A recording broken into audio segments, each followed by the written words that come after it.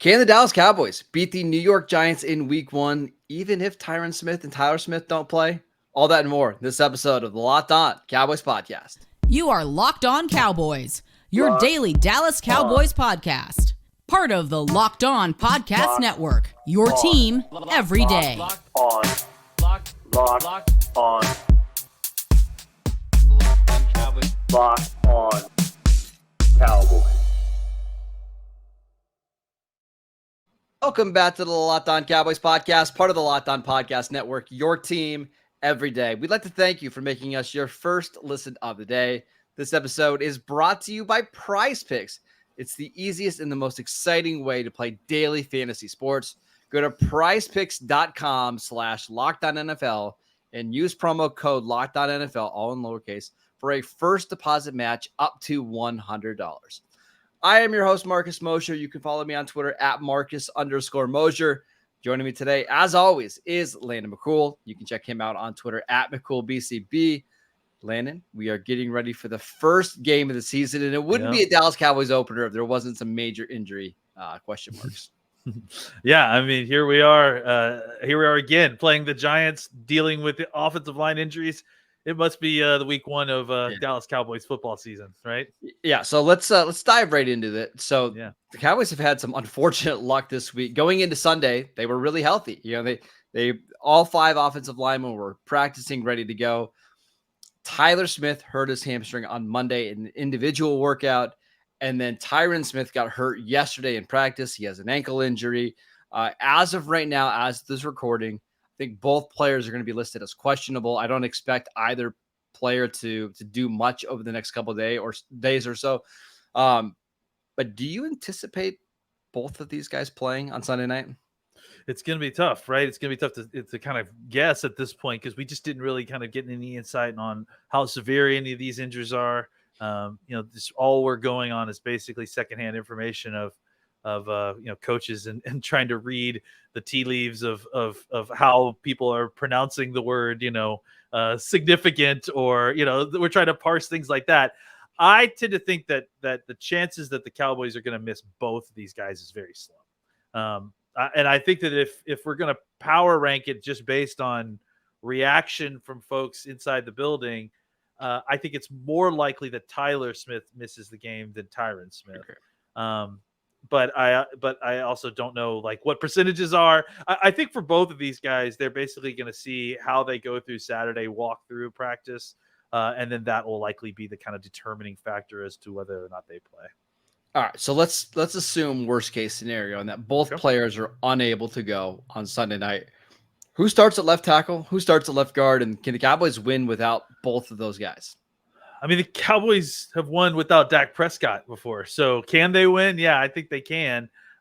It's going to be extremely difficult. And the question as to who's going to play is a very difficult question. I would say that there are 3 players in play in a variety of combinations, right? Chuma Doga is going to be in there somewhere. He's your veteran. Asim Richards and TJ Bass are really kind of the wild cards, right? Like, I think if they want to play a Doga out at left tackle, then you look at Richards or Bass and see exactly which one of those two you feel more comfortable playing inside. If you want to play Chuma inside, then you're probably going to play Asim Richards at left tackle. So that'll be the interesting kind of thing to see is if one or both of these guys don't go, exactly how they kind of sort that out. They have options. The question is, what's the best kind of combination in there between those 3 players? So how much would this impact the Cowboys offense if both of them are unable to go? Does it dramatically change your game plan on offense? Do you not run the ball as much? Do you run the ball more? What are your thoughts here? I think that you still try to play your game. I don't know that you're adjusting the game plan, Henny. I mean, I think the thing you may do is give, if you have a Richards in at left tackle, you may give him more help. You may plan on giving, more help to the left side in general, just depending on who's out there. But I imagine that you go in there and you kind of run your game plan the way that you would. You just, that you have to be careful that, those players that are lining up on that side are going to be, part of wrecking the game plan. Maybe you lean more into quick passing. Maybe you lean more into some screen stuff or tosses to the outside going the other way. I think those are all possibilities, or you trap that side, right? Or you run RPOs, leveraging those defenders as the kind of apex guy. I think there are things you could do to kind of, work around it or try to help your guys out against, what would definitely be a mismatch. But I don't know that you necessarily are completely scrapping your game plan and rewriting it because you're missing two guys on your left. The hardest part here, Landon, is just that Wink Martindale loves to blitz, and he loves to send exotic blitzes. So not only are those guys in a tough spot just because they're in disadvantageous matchups, right? Like, you're also going to be getting confused. You're going to see stunts. You're going to see guys dropping. It's if the Cowboys have to go with two rookie offensive linemen, which I don't think they'll do, I think Udoka will fit in there somewhere. Yeah, but even if he does, like, Udoka hasn't practiced a ton because of an injury. It's just a tough matchup. So I do expect the Cowboys to try to do some things to help them out. You said some quick passes, maybe some 3-step drops from Dak where it's not putting as much, pressure on the offensive lineman. And maybe you just pull a Chiefs. So you let the guys get like 3 steps before you snap the ball. That'll help a little bit.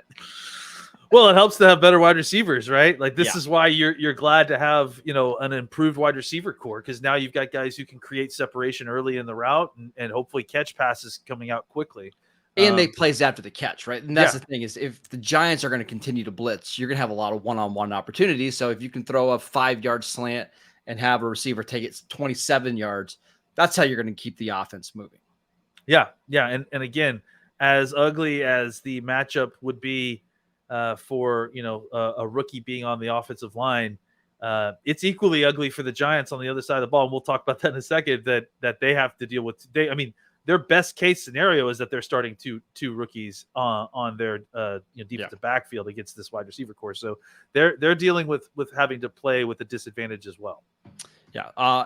Any other notes on the Cowboys offense going up against this Giants defense? We've kind of talked about them all week, but do you think the Cowboys will have any success running the ball in this game? Because, man, that front is so good. I wonder, because honestly, as good as the front is, and definitely they are stout. You go back and watch the preseason, they're lining guys up, between the guards. They're trying to put all that beef in there and to try to slow things down.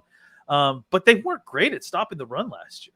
They had all these guys last year, and they were not good at stopping the run. So I do think that there is hay to be made against them in the run game. But the question is exactly how are you going to do it? Is it about getting outside, or is it trying to trap those big guys inside and run past them? Right. I do think that where I actually think that there's more concern is in 7-step drops and long developing pass plays, because there's physicality and that's just so much time to develop that's required. And look, I think Tyler Biotish has done a great job these last 2 seasons, but it's a difficult assignment if they line up Williams, Robinson, and Lawrence all inside on those 3 guards and centers in kind of a bear front and isolate someone as big as Lawrence on someone like Biotish. So I think that's easier to run around, right? Like, it's easier to kind of play power inside and trap them inside. But if it's a pass rush situation and you're having to develop a play, you got to be really careful of having, Lawrence just toss Biotish at Dak and on his way to the quarterback. All right. We're going to talk about the Cowboys defense. Without the starting left tackle, left guard potentially in this game, the Cowboys defense probably needs to hold the Giants to under 20 points. Can they do that? We'll get to that next. This episode is brought to you by Nutrafol. Did you know that 80% of men will experience hair thinning in their lifetime? It's normal, but it doesn't have to be your fate. You can get ahead of thinning with Nutrafol. Nutrafol supports healthy hair growth from within by targeting root causes of thinning, such as stress, hormones, environment, nutrition, lifestyle, and metabolism through whole body health. And it works. In a clinical study, 84% of men showed improvement in their hair after 6 months taking Nutrafol's men hair growth supplements.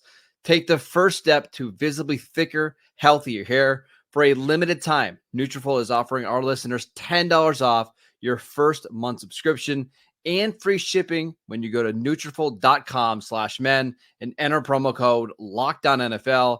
Find out why over 4,000 healthcare specialists recommend Nutrafol for healthier hair.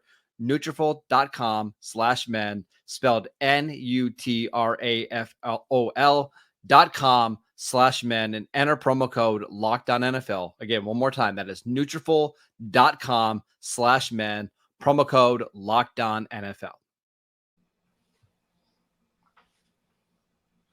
Welcome back to the Locked On Cowboys podcast. We want to thank you for making us your first listen every day.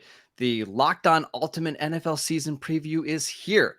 The 7-episode extravaganza brings opinions, analysis, and plenty of debate from all 32 of our Locked On NFL hosts, with added insights from our national experts. It's a can't-miss series before the season kicks off.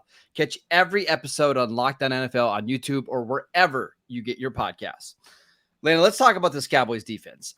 If they're going to win this game, this defense has to dominate. Where do you think the Cowboys have the biggest advantage here in this one?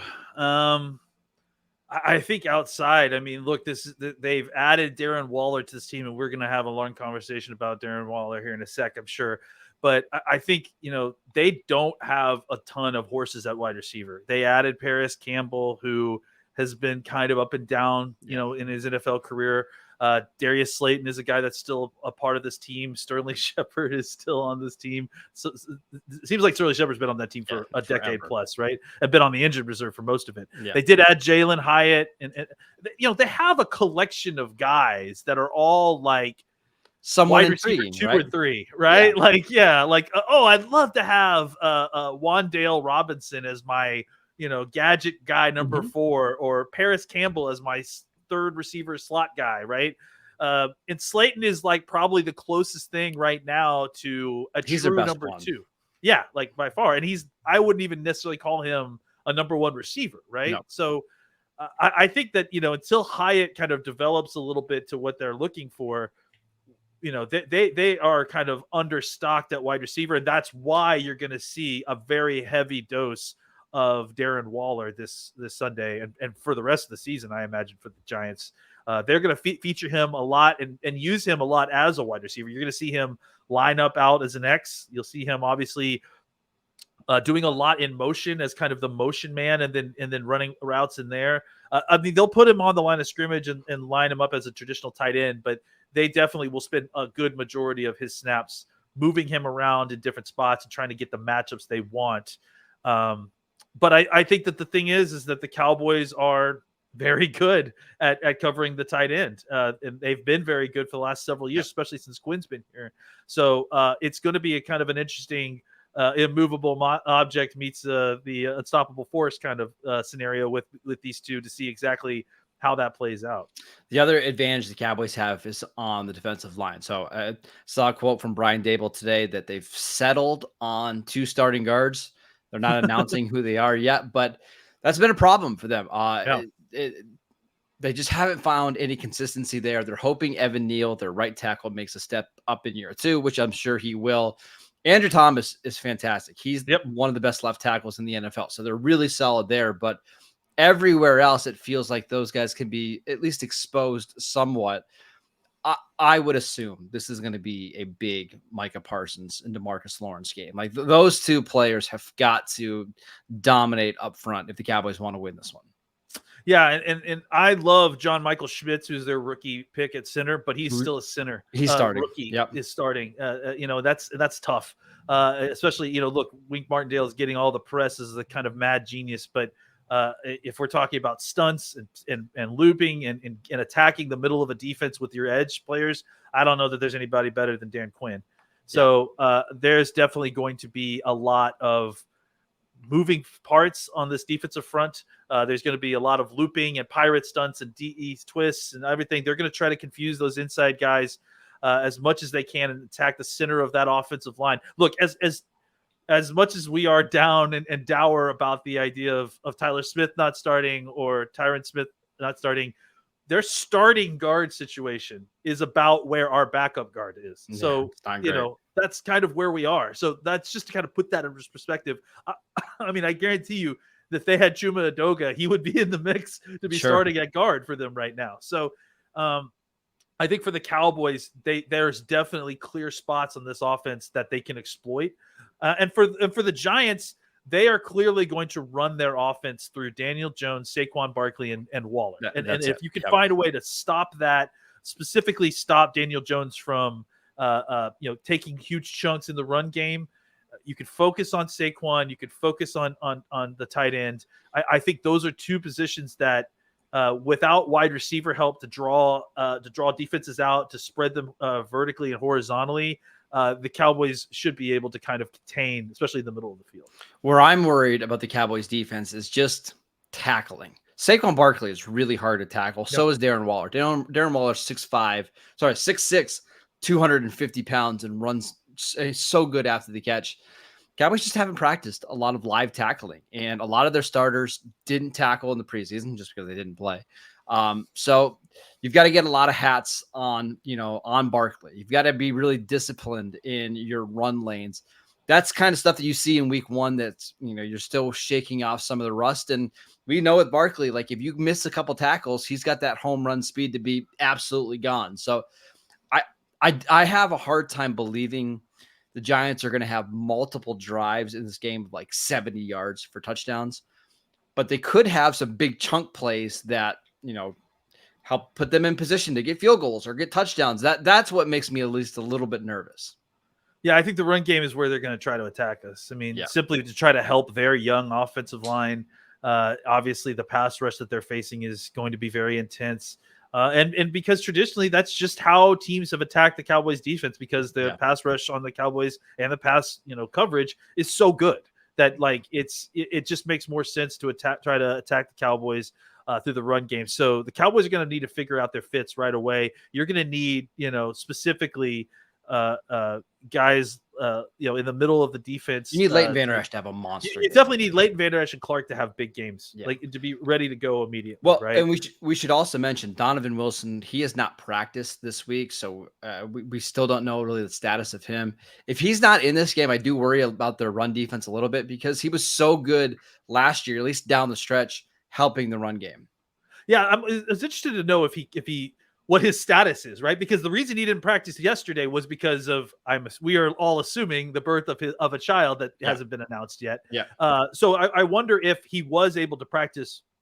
Would he be able to practice? Sure. So that is kind of a wild card there. I guess we'll probably get some clarification on that. Well, I don't know if we'll get clarification on the injury report or not about that, but that is something to watch. That just because they don't practice on Friday, they have a walkthrough on Saturday. They don't have an actual practice on Friday. Yeah, so we won't know until Saturday if he's even good to practice. But if he plays, he's going to be a huge part of setting the tone physically, especially in the run game, as he did last year. All right, Landon, it's time to make a prediction. Who do you believe will win this game? We will get to that next.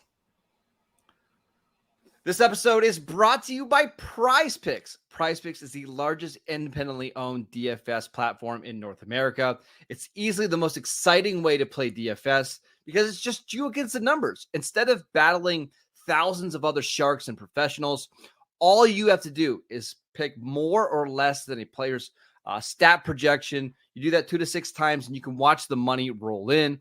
I think PrizePicks is the best platform out there. I love looking at the passing yards and betting more or less. It's so simple. It's so easy. I can make my picks in less than 60 seconds. If you want to try it out, go to prizepicks.com/LockedOnNFL and use promo code LockedOnNFL for a first deposit match up to $100. Again, go to prizepicks.com/LockedOnNFL and use promo code LockedOnNFL for a first deposit match up to $100. Pick 2 to 6 player stat projections. Pick more or less in the projection. It's really that simple. Try it out. Make sure you use that promo code LockedOnNFL. All right, Landon, it is time to make our predictions here for week 1. Cowboys-Giants, Sunday Night Football. Doesn't get any better than that. Who do you have winning this game? I have the Cowboys winning. I mean, again, we still don't know a lot about who's playing yet, especially on the Cowboys side. And I think the Giants deserve credit for, in making their team better. I think they closed the gap on the Eagles and the Cowboys, to be sure. Is the talent gap similar? No, it's not. Like that's the thing. I think that's really kind of making me crazy. Is I'm all for giving the Giants credit, but no one is giving Dallas credit. I mean, honestly, the team improvement that everyone is pointing to is just the additions of Gilmore and Cooks. Not like that isn't a ton, but just that's the additions, and they're discounting all the talent development that's happened from what was already one of the youngest teams in football last year. So no, I don't think that the Giants are as talented a football top to bottom as the Cowboys are. I think you can look at the depth of that, right? We just talked about the fact that the Cowboys' biggest issue was who's going to play offensive guard if their starting offensive guard isn't there, and that their backup offensive guard is as good as both of the Giants' starting offensive guards. So I'm picking the Cowboys to win. I think they're 3-point favorites on the road, which is 3.5 on FanDuel right now. Yeah. But I'm actually going to pick them to win by a touchdown. I think they'll win 24-17. I don't think it'll necessarily be, I think they score a touchdown at the end of the game as opposed to kicking a field goal to win the game, right? Yeah. So I tend to think that it will be, a classic first game where both teams are kind of feeling each other out for the first half, trying to get their feet underneath them. But by the end of the game, the talent kind of wins out. Look, as ugly as the mismatch seems interior, if you don't have Tyler Smith or Tyron Smith or both, it's equally ugly with the starters at that cornerback versus the Cowboys wide receivers. I just have a hard time believing that Dak isn't going to be able to feast against these guys. So I'm picking the Cowboys to win 24-17. It's hard because Dak has played really well against the Giants in his career and really well in week one whenever they played the Giants, right? But at the same time, Mike McCarthy, not only in Dallas where he's 0-3 in week one, Mike McCarthy's just struggled as a week one coach kind of throughout his career. And it could be because, they don't typically play guys in the preseason and they prioritize long-term health more so than trying to win in week one.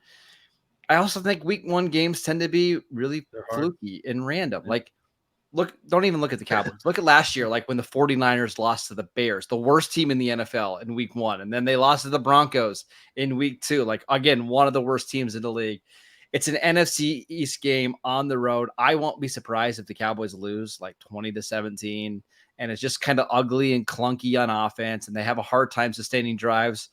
But I could also see one of those games where it's the Micah Parsons show, and he has a sack and a half, a forced fumble, and the Giants just are in 3rd and long all game long. So I will, because of the brand, I will pick the Giants here to win a low, ugly game, which would be go against history because the Cowboys do fare really well against the Giants to open up the year. But I also kind of just don't care about week one all that much. It's really just the extension of the preseason, and we don't really learn a lot from week one. I mean, it's a conference game. That's why, or a division game. That's why that's the only bad thing here is that you'd hate to lose a division game. But again, I mean, with the new schedule, with the way the teams are developed nowadays, September is basically your preseason, and so you just want to get out 2-2, if not better.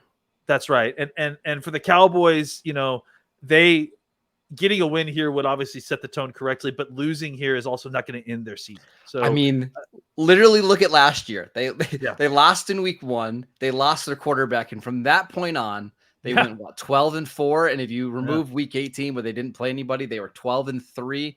Or do that the year before when they in week one they lost to Tampa Bay on the road. They went 12-4 the rest of the way, and that was without Michael Gallup for the next several weeks. Like, it's okay. If you lose in week one, I promise your season is not over. If the Cowboys lose by 10 points, if the Cowboys win by 10 points and Micah Parsons gets 7 sacks, we can't overreact to week one because it's not necessarily a strong indication of what's going to happen for the rest of the season. If anything, it's still teams figuring out exactly how their team is going to look for the rest of the year. You just want to see your team getting better in September. And more importantly, even than that, staying healthy in September, right? Because if you can get through this first 3-4 games of the season relatively healthy, then you can start to make a run once teams start to figure themselves out a little bit more in the middle part of the season. That is it for today's show. We want to thank you for making Locked On Cowboys your first listen every day. everydayers. We'll be back on Monday to break down this game. Win or lose, we'll be here to talk about it.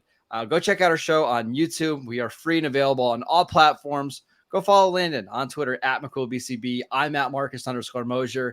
We'll see you guys next time.